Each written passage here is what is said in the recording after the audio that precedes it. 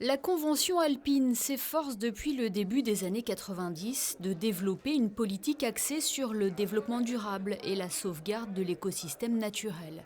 Ce traité a été ratifié par 8 pays comme l'Allemagne, l'Autriche ou l'Italie, mais aussi par l'Union européenne.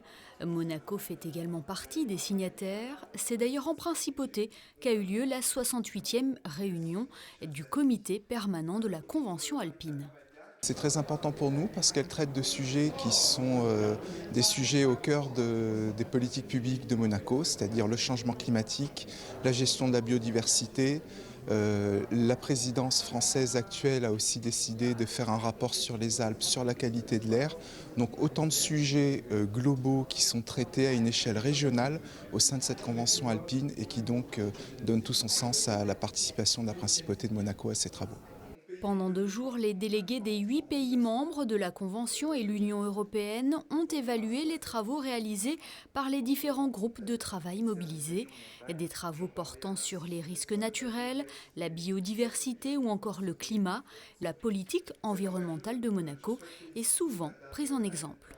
We see Monaco as a sort of a sentinel.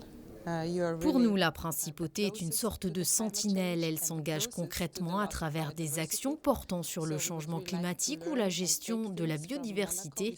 On aimerait beaucoup apprendre et s'inspirer de ces travaux, des lois mises en place pour pouvoir éventuellement les appliquer à un autre niveau dans les pays alpins.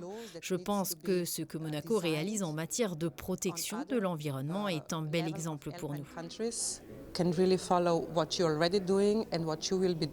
Depuis début avril, la France préside la Convention alpine. Une attention particulière est portée sur le thème de la qualité de l'air.